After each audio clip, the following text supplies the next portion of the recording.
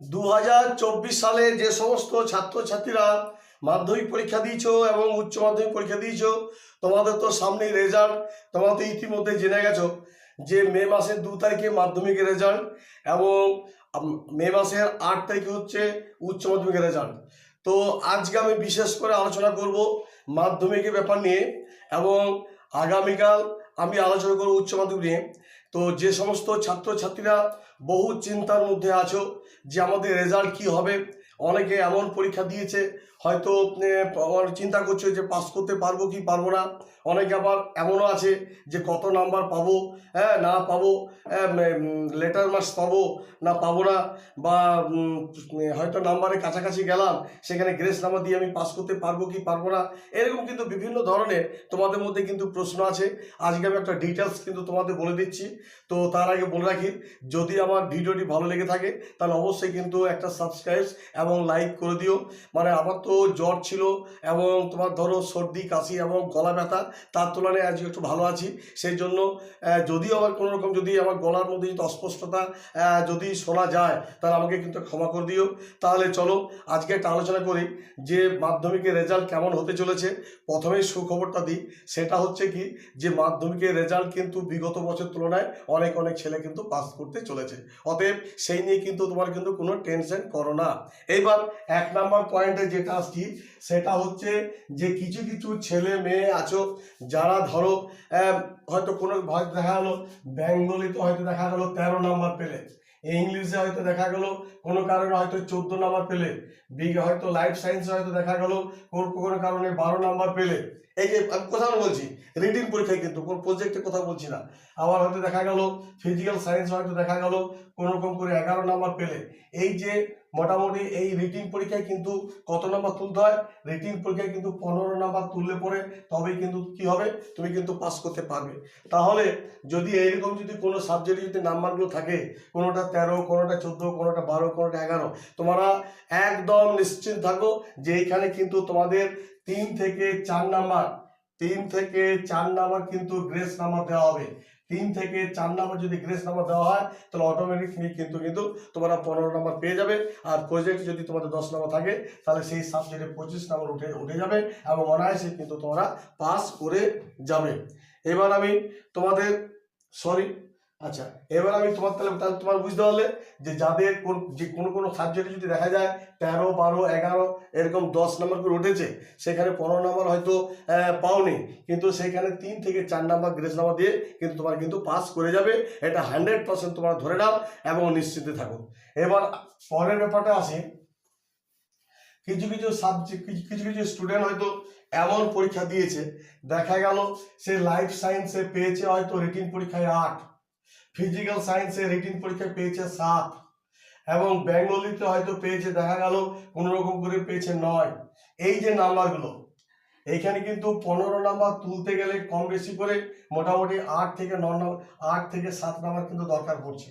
কিন্তু 8 থেকে 7 নাম্বার যদি দরকার পড়ে কোনো সাবজেক্টের, এই 15 নাম্বার তুলতে গিয়ে রিটিন পরীক্ষায়, সেই ক্ষেত্রে কিন্তু অত নাম্বার কিন্তু দেওয়া হবে না। কারণ আমি তোমাদের ফার্স্টই বলেছি গ্রেস নাম্বার হার্ডলি হলে 3 থেকে 4 নাম্বার গ্রেস নাম্বার দিয়ে তারা কিন্তু পাস করে যাবে। তাহলে যে সমস্ত স্টুডেন্টরা ধরো রিটিন পরীক্ষায় 6, 7, 9 এরকম করে একটা সাবজেক্টের নাম্বার পাবে, তাদের ক্ষেত্রে 15 নাম্বার অত নাম্বার দিয়ে গ্রেস নাম্বার দিয়ে কিন্তু পাস করা সম্ভব নয়। আগেই বললাম যদি ওই 11, 12, 13 করে যদি নাম্বার থাকে সেখানে 3 থেকে 4 নাম্বার গ্রেস নাম্বার দিয়ে তোমরা কিন্তু পাস করে যাবে। এবার ধরো নেক্সট যে পজিশনটা আসছে, অনেকেরই কিন্তু প্রশ্ন রয়েছে, তোমরা বলছো যে স্যার আমি কিন্তু 79 পাবো ফিজিক্যাল সায়েন্সে, তাহলে কি আমাকে 1 নাম্বার গ্রেস দিয়ে 80 করা হবে না? এইটা কিন্তু অনেকের কিন্তু প্রশ্ন। আবার অনেকের প্রশ্ন আছে আমি 59 পাবো, তাহলে আমাকে 1 নাম্বার দিয়ে কি এটা 60 করা হবে না? আবার অনেকে বলছে আমি 88 পাবো, আর 2 নাম্বার দিয়ে গ্রেস নাম্বার দিয়ে কি আমাকে 90 করা হবে না?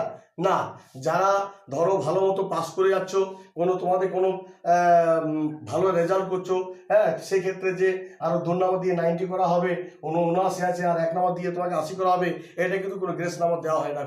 একেই তো গ্রেস নাম্বার যে তোমাদের দিতেই হবে এমন কোনো বাধ্যতামূলক নয়।